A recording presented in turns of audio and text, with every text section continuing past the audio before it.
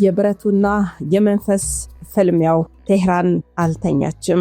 የሰው ልጅ ታሪክ አይቶት የማያውቀው እጅግ አስፈሪው ቀነ ገደብ ሊያበቃ ደቂቃዎች ብቻ ነበር የቀሩት። የአሜሪካና የእስራኤል የጦር አውሮፕላኖች በሰማይ ላይ ያንዣበቡ ነው። ሚሳኤሎች ኢላማቸውን ጠብቀው ጣታቸውን በቃታ ላይ አድርገዋል። ጠላቶቿ ኢራን ትንበረከካለች አሉ። መሪዎቿ ስለተገደሉ ህዝቡ ይበታተናል ብለው አሰቡ። ነገር ግን በዚያች ጭንቅ ሌሊት በቴህራን ጎዳናዎች ላይ የታየው ተአምር መላውን ዓለም በድንጋጤ አንቀጥቅጧል። ከቤታቸው ርቀው ወደ ሚሳኤል ጣቢያዎችና ወደ መሰረተ ልማቶች የፈሰሱት ሚሊዮኖች ለሀገራቸው የሰው ጋሻ ለመሆን በፈገግታ መቃብርን ተጋፈጡ። ሞትን የናቀው ይሄ የኢራናውያን ወኔ የሀያላኑን የጦር ማሽን እንዴት ለ2 ሳምንታት እንዲቆም አስገድደው። ዛሬ አፕሪል 8 ነው። የብረት ኃይል በመንፈስ ጽናት የተሸነፈበት ዓለም በአግራሞት የናጠው ያንን ልብ አንጠልጣይና ትራጀዲ እናም የኢራናውያን ድንቅ ተጋድሎ በዝርዝር ከናንተ ጋር ለመፈትሸው ወደናል። ለመሆኑ እኛስ ምን ላይ ቆመናል? ስለ ኢትዮጵያችን ምንድነው የምናስበው? የዚህን ያህል የሰው ልጅ እየተበደለ እየተራበ እየተጠማ ገንዘቡ ወድቆበት ለሀገሩ ይታገላል ወይ ስንል እንጠይቃለን። ሰላም፣ ጤና፣ ፍቅር፣ በረከት ተመኘንላችሁ ውድ ቤተሰቦቻችን በያላችሁበት የዓለም ዳርቻ ሁሉ እንደምን ቆያችሁን? የተፈራው ነገር ትላንት ተነጋግረንበት ነበረ። እያንዳንዱ ዓለም ላይ ያለ ህዝብ የእያንዳንዳችንን ማዕድ የሚነካ ስለሆነ የኢራን የአሜሪካና የእስራኤል ጉዳይ አይናችንን ሳናርገበግብ እየጠበቀን ነበረ በትላንትናው ዕለት ማለት ነው። የተፈጠረው ግን ያልተጠበቀው ነው። ኢራንን ወደ ድንጋይ ዘመን ቀይራታለሁ ብለው ዶናልድ ትራምፕ ዝተው ነበረ። ነገሩ ግን የተገላቢጦሽ ሆኗል። የድንጋይ ዘመኑ ምንም ያልበገራቸው ኢራናውያን ነቅለው ወጥተው ሀገራቸውን ጠብቀዋል። ይሄም እንግዲህ ድርድሩ ወደ 2 ሳምንት እንደገና ተሻግሯል። ይሄ እንዴት ሆነ የሚለውን ከናንተ ጋር ልንፈትሸው ወደናል። የእውነትም እያንዳንዱ የዓለም ህዝብ ለሀገሩ የዚህ አይነት ልብ ቢኖረው ኖሮ መልካም ነበር። ዓለማችንም ቅርጿ በተቀየረ ነበርና ይህንን እናንተስ እንዴት አያችሁት? በኮሜንት መስጫው ላይ ታጋሩናላችሁ። ወደ መረጃው እንለፍ። ሮማን ጽጌ ነኝ ከአክሱም ቲዩብ። ሰናይ ቆይታ ይሁንላችሁ። እንደ አውሮፓውያኑ የዘመን አቆጣጠር ዛሬ አፕሪል 8 2026 ሲሆን በትላንትናው ዕለት አፕሪል 7 የተጠናቀቀው ገደብ ተከትሎ በኢራንና በአሜሪካ መካከል ያለው ውጥረት በከፍተኛ ደረጃ ላይ ደርሷል። በሁለቱ ሀገራት መካከል የተከሰቱት ዋና ዋና ነጥቦችም አንደኛው የቀነ ገደቡ መጠናቀቅና የዲፕሎማሲው መቋረጥ ነው። በትላንትናው ዕለት የተጠናቀቀው ገደብ ኢራን ኒውክሌር ማበልጸግ ስራዋን እንድታቆም በአሜሪካና በምዕራባውያን የተሰጣትን የመጨረሻ ማስጠንቀቂያ ዕለቷ ነበረም። ኢራን ይህንን ጥሪ የሉዓላዊነት ጥሰት ነው በማለት ውድቅ ማድረጓን ተከትሎ ለወራት ሲካሄድ የነበረው ቀጥተኛ ያልሆነ ድርድር በይፋ መቋረጡ ተገለጸም። የአሜሪካ አዳዲስ ማዕቀቦች በሁለተኛነት ተከተለም።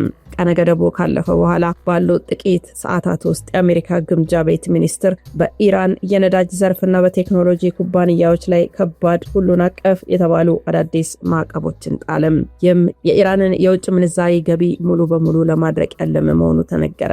3 የወታደራዊ እንቅስቃሴዎች ስጋት። በፋርስ ባህረ ሰላጤ የአሜሪካ 5ኛው የባህር ኃይል ክፍለ ጦር በክልሉ ያለውን የጥበቃ ስራ ማጠናቀሩን ገለጸም። ይህም ኢራን የሆርሙዝን ወንዝ እንዳዘጋ ለመከላከል የታለመ ነበረም። 4 ቀጠለ የኢራን ምላሽ። የኢራን አብዮታዊ ዘበኛ IRGC ማንኛውንም ጥቃት ለመመከት ዝግጁ ነን በሚል በሀገሪቱ ደቡባዊ ክፍል መጠነ ሰፊ ወታደራዊ ልምምድ መጀመሩን በትላንትናው ዕለት ወዲያው አስታወቀም። 7 ሚሊዮን የነበሩ ኢራናውያን ወዶ ገቦች 14 ሚሊዮን ሆኑ፣ እኔንም ጨምሮ ሲሉ ተናገሩም። ትላንትና ምሽት በሁለት ወገኖች በኩል የሳይበር ጥቃቶች መፈጸማቸው ተዘግቧል። በኢራን የመንግስት መሰረተ ልማቶች ላይ የተወሰነ የኢንተርኔት መቆራረጥ የታየ ሲሆን በምላሹም በአሜሪካ የፋይናንስ ተቋማት ላይ ሳይበር ትንኮሳ ሙከራዎች እንደነበሩ የደህንነት ተቋማት ጠቆሙ። የተባበሩት መንግስታት ድርጅትና የአውሮፓ ህብረት ሁለቱንም ወገኖች ራስን የመግዣ እርምጃ እንዲወስዱ ጥሪ አቅርበው ነበርም። በተለይም የነዳጅ ዋጋ በዓለም ገበያ ላይ ከፍተኛ መዋዠቅ ማሳየት ለብዙ ሀገራት ስጋት ሆኗል። ባለፈው አንድ ወር ዓለም የታዘበችው ተራ ጦርነት ሳይሆን የአንድ ህዝብ የማይበገር የሞራል ልዕልና ነበረም። እስራኤል፣ አሜሪካ በከፈቱት ተከታታይ የቦምብ ናዳ በኢራን ሰማይ ላይ የሚታየው የእሳት ቃጠሎ ሳይሆን የኢራናውያን የቁርጠኝነት ብርሃን ሆኗል። መሰረተ ልማቶች እንዳይመቱ መላው የኢራን ህዝብ ነቅሎ ወደ አደባባይ መውጣቱ ዓለምን በድንጋጤ ነጥቷታል። የድርጊት ለስትራቴጂስቶች ስሌት የማይገዛ ለወታደራዊ ሳይንስ እንቆቅልሽ የሆነ ክስተት ነበር።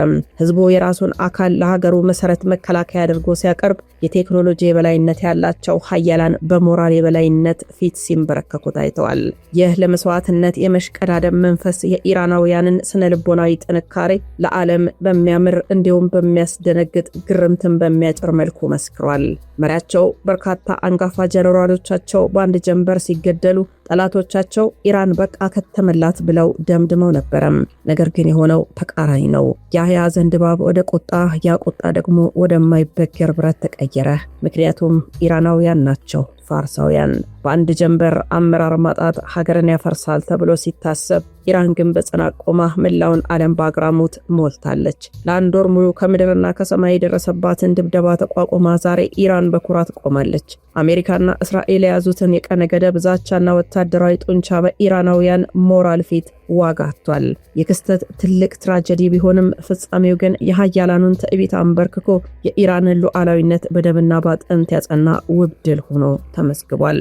ኢራናውያን ለዓለም ያስተማሩት ታላቅ ቁም ነገር አለ። የጦርነት ውጤት የሚወሰነው በክሩዝ ሚሳኤሎች ብቻ ሳይሆን በህዝብ ልብ ውስጥ ባለው የጽናት ጥልቀት መሆኑን ነው። ዛሬ አፕሪል 8 2026 እንደ ፈረንጆቹ የዘመን ቀመር ዓለም ትላንት ያለፈውን ቀነ ገደብ ስታስታውስ የምታየው የተሸነፈች ኢራንን ሳይሆን በማዕበል ውስጥ ሆና የጸናች ሀያላኑን ያስገረመች የጥንታዊቷ ምድር ልጆችን ነው። ይህ የታሪክ ምዕራፍ በደም በእምነትና በጂኦፖለቲካ ሽኩቻ የታጀበ ዓለምን ወደ ሶስተኛው ዓለም ጦርነት አፋፍ ያደረሰ ታላቅ ክስተት ነበረም። እንደ አንድ የጦር ተንታኝ ከመጀመሪያው ጥይት እስከ ዛሬዋ ሰዓት ድረስ ያለውን ትንቅንቅ እስኪ እንደዚህ ለእናንተ እንንገራቸው። ጦርነቱ የጀመረው መላው ዓለምን ባስደነገጠው የኢራን መንፈሳዊ መሪ አያቶላህ አሊ ኻሜኒና ከፍተኛ ወታደር ጀነራሎች በአንድ ጀንበር በተገደሉበት ጥቃት ነው። ራስን የመቆረጥ ጥቃት ተብሎ የሚጠራው የአሜሪካና የእስራኤል የጋራ ኦፕሬሽን የኢራንን የመከላከያ ሰንሰለት ሙሉ በሙሉ ለመበተን የታለመ ነበርም። የጠላት ስሌትም መሪዎቹ ከሌሉ የኢራን ወታደራዊ መዋቅር ይፈራርሳል፣ ህዝቡን በድንጋጤ እጁን ይሰጣል የሚል ነበርም። የኢራን ምላሽ ግን እንደዛ አልነበረም። ሆኖም ግን የታለመው ተቃራኒ ነው። ግድያው ለኢራናውያን ብሔራዊ ሃይማኖታዊ ቁጣን ፈጠረ። የጦር ተንታኞች እንደሚሉት ግድያው ኢራንን ከማዳከም ይልቅ ወደ አንድ ወጥ የጦር ማሽን ቀይሯታል።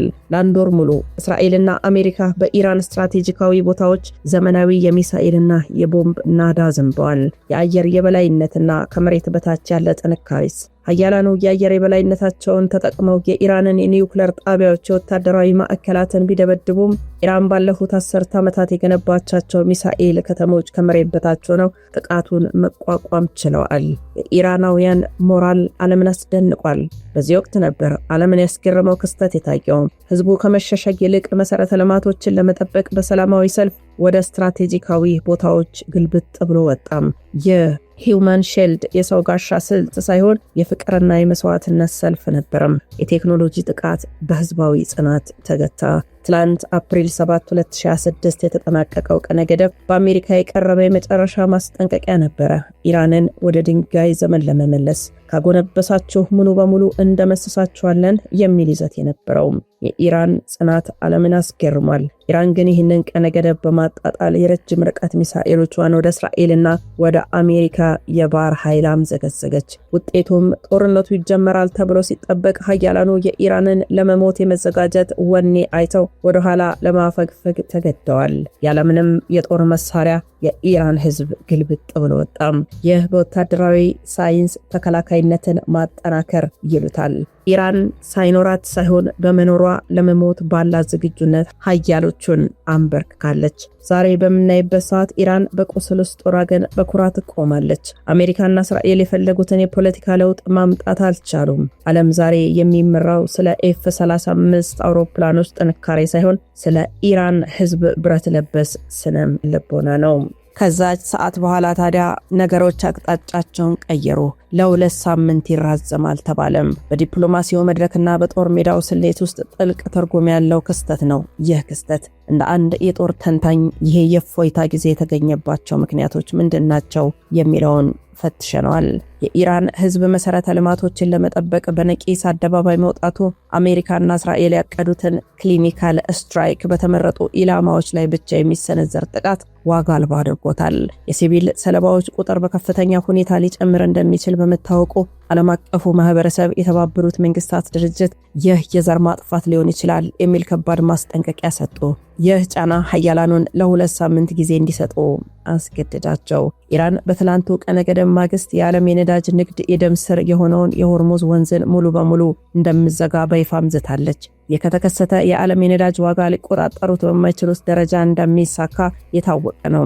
የምዕራቡ ዓለም ኢኮኖሚ ይህንን ድንጋጤ ለመቋቋም ጊዜ ስለሚያስፈልገው ውጥረቱን ለማርገብ ለ2 ሳምንት የሚቆይ የዲፕሎማሲ መስኮት ለመክፈት ተስማምተዋል። ከመጋረጃው በስተጀርባ ባሉ ድርድሮች ኢራን በክልሉ ያሉ ተላላኪዎቿ ወይ ደግሞ እነሱ እንደሚሉት ፕሮክሲስ ጥቃት እንዲያቆሙ፣ በምላሹም አሜሪካና እስራኤል ለ2 ሳምንት የአየር ድብደባውን እንዲያቆሙ ሚስጥራዊ ስምምነት ላይ መደረሱ እየተነገረ ነው። ይህ ጊዜ ሁለቱም ወገኖች የቆሰለ ሰራዊቶቻቸውን ለማከምና ቀጣይ እርምጃቸውን ለማስላት የሚጠቀሙበት ነው። ኢራን በአንድ ወር ድብደባ ውስጥ መሪዎቿን ብታጣም የቀረችው ወታደራዊ ኃይል ግን የመጨረሻው ጥቃትን ለመሰንዘር መዘጋጀቷን ሀያላኑ ተረድተዋል። መላው ህዝብ ለመስዋዕትነት በወጣበት ሁኔታ ጦርነቱን መቀጠል ማለት ወደማያልቅ አረንቋ ውስጥ መግባት መሆኑን በመገንዘባቸው የ2 ሳምንት የማሰቢያ ጊዜ ተሰጥቷል። በተለይ በቻይና በነዳጅ አቅርቦቷ ላይ ስጋት ስለገባት በአሜሪካ ላይ ከፍተኛ ኢኮኖሚ ጫና አድርጋለች። የ2 ሳምንት እድሉ የተሰጠው አዲስ የሰላም ሐሳብ ለማቅረብ በሚል ሰበብ ቢሆንም ዋናው ዓላማ ግን የጦርነቱን ነበልባል ወደ ጎረቤት ሀገራት እንዳይሰራጭ ለመግታት ነው። ምክንያቱም ኢራን ናት። ኢራን ደግሞ መላው መካከለኛው ምስራቅን ሲኦል አደርጋለሁ ብላ ስለነበረ ነው። የአሜሪካና የእስራኤል የመጨረሻ ማስጠንቀቂያ ቀነ ገደብ ሊያበቃ ጥቂት ሰዓታት ሲቀሩት በትላንትናው ዕለት በቴህራን በኢስፋሃን እና በፊራዝ የሚገኙ ዋና ዋና ጎዳናዎች በሰው ተጨናንቀው ነበረ። ህዝቡ ወደ ቤቱ ከመሸሸግ ይልቅ ስትራቴጂካዊ ተቋማት ላይ የኃይል ማመንጫዎች ወደሚገኙት አካባቢዎች ባንዲራቸውን ይዘው ፈሰሱ። የድርጊት ጥቃት የምትሰነዝሩት በህንፃዎች ላይ ሳይሆን በህዝብ ላይ ነው የሚል ግልጽ መልእክት ነበረም። ይህን ግዙፍ የጦርነት ማሽን ለጊዜው ያስቆሙት 2 ዋና ዋና ምክንያቶች አንደኛው የወታደራዊ ሳይንስ መክሸፍ ነው። የአሜሪካና የእስራኤል የደህንነት ተቋማት CIA እና ሞሳድ ጥቃቱ ቢሰነዘር ሊደርስ የሚችለውን የሲቪል ሰለባ ቁጥር ሲያሰሉት ከሚሊዮን በላይ ሊሆን እንደሚችል ተረዱ። እንዲህ ያለ መጠነ ሰፊ ሰብአዊ ቀውስ መፍጠር ደግሞ ዓለም አቀፉን ማህበረሰብ ቻይናና ሩሲያን ጨምሮ በቀጥታ ወደ ጦርነቱ የሚያስገባ መሆኑ ታወቀ። ይህ ደግሞ እነዚህ ሀያላን ከገቡበት 3ኛው የዓለም ጦርነት ሰተት ብለን ገባን ማለት ነው። ሌላው የመስዋዕትነት ስነ ልቦና ነው። ሁለተኛው የኢራን ህዝብ ለሞት ያለውን ግዴለሽነትና ለሀገሩ ያለውን ፍቅር በተግባር ሲያሳይ ሀያላኑ የኃይል ሚዛኑ ከብረት ወደ መንፈስ መዞሩን ተረዱ። የኢራን ወታደራዊ መሪዎች ህዝባችን ጋሻችን ነው በማለት ሚሳኤሎቻቸውን ዝግጁ ማድረጋቸው ጠላት ግራ አጋብቶታል። በጎዳናዎች ላይ የነበረው ድባብ የለቅሶ ሳይሆን የቆራጥነት ነበረ። ሰዎች በጋራ በመሆን የሀገራቸውን ብሔራዊ መዝሙር እየዘመሩ በየመንገዱ ላይ ሻማዎችን በማብራትና ጸሎት በማድረግ አሳልፈዋል። ትላንት ምሽት ቴህራን አልተኛችም ነበርም። በመጨረሻው ሰዓት ጥቃቱን ያስቆመውና ለ2 ሳምንት እንዲራዝም ያደረገው ከኦማንና ከኳታር የተላከ ሽምግልና መልእክት ነው። አሜሪካ የህዝብ እልቂት እንዳይከሰት በሚል ሰበብ ለ2 ሳምንት የዲፕሎማሲ እድል ለመስጠት ወስናለች። ነገር ግን እውነታው ህዝቡ ያሳየው ጽናት ኃይሉ ስልታቸው እንዲያስቀይሩ ያስገድዳቸው መሆኑ ነው።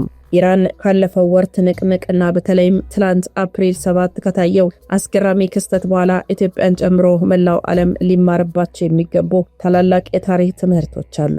እንደ አንድ ሀገር ወዳድ ሰው እናስብ። ኢራን ያስተማረችው የመጀመሪያው ትምህርት የሀገር መከላከያ ሰራዊት ብቻ ሳይሆን ህዝብ መሆኑን ነው። ሀያላን ሀገራት በዘመናዊ ቴክኖሎጂ የታጠቁ ቢሆኑም የኢራን ህዝብ ልዩነቱን ወደ ጎን ትቶ ለመሰረተ ልማቶቹና ለሉዓላዊነቱ ነቅሎ መውጣቱ የትኛውም የሚሳኤል ጥቃት ዋጋ አልባ መሆኑን አሳይቷል። የኢትዮጵያ የውስጥ አንድነት ካለ የውጭ ጫናና ዛቻ ሀገርን ሊያፈርስ እንደማይችል ትልቅ ማረጋገጫ ነው። ወታደራዊ ሳይንስ መሳሪያ ያሸንፋል የሚለው እምነት በትላንቱ ክስተት ተሸንፏል። ኢራን መሪዎቿን ብታጣም ህዝቧ ግን ለመስዋዕትነት ዝግጁ ነኝ በሚል የሞራል ልዕልና ሀያላኑን ማስቆም ችሏል። ትምህርቱም ጦርነት የሚሸነፈው በልብ ውስጥ ባለው ጽናት እንጂ በታንኮች ብዛት አለመሆኑን ዓለም ተረድቷል። ኢራን ለዓመታት በማዕቀብ ውስጥ ሆናም የራሷን የመከላከያ ቴክኖሎጂና ከመሬት በታች ያሉ ስትራቴጂካዊ ከተሞችን መገንባቷ ዛሬ ለደረሰባት መጠነ ሰፊ ድብደባ እንደምሽግ ሆኖላታል። ለእንደኛ ያሉ ለታዳጊ ሀገራትስ በወሳኝ ዘርፎች ምግብ፣ መከላከያ ቴክኖሎጂ በራስ መመካት ለሉዓላዊነትና ዋስትና መሆኑን ያስተምራል። በተለይ ደግሞ ኢትዮጵያውያን አሁን ካለንበት አረንቋ አንጻር ኢራን ትልቅ ትምህርት ሰጥታናለች። ኢራን በጽናት መቆሟ ሀያላኑን ወደ ድርድር ጠረጴዛ እንዲመጡ አስገድዷቸዋል። ዓለም የተማረው ነገር ቢኖር ጥንካሬ ከሌለ ዲፕሎማሲ ዋጋ የለውም የሚለውን እውነት ነው። ሀያላኑ አክብሮት የሚሰጡት ለሚለምን ለሚንበረከክ ሳይሆን መብቱን ለሚያስከብር ዋጋ ለመክፈል ለተዘጋጀ አካል መሆኑን አሳይታለች።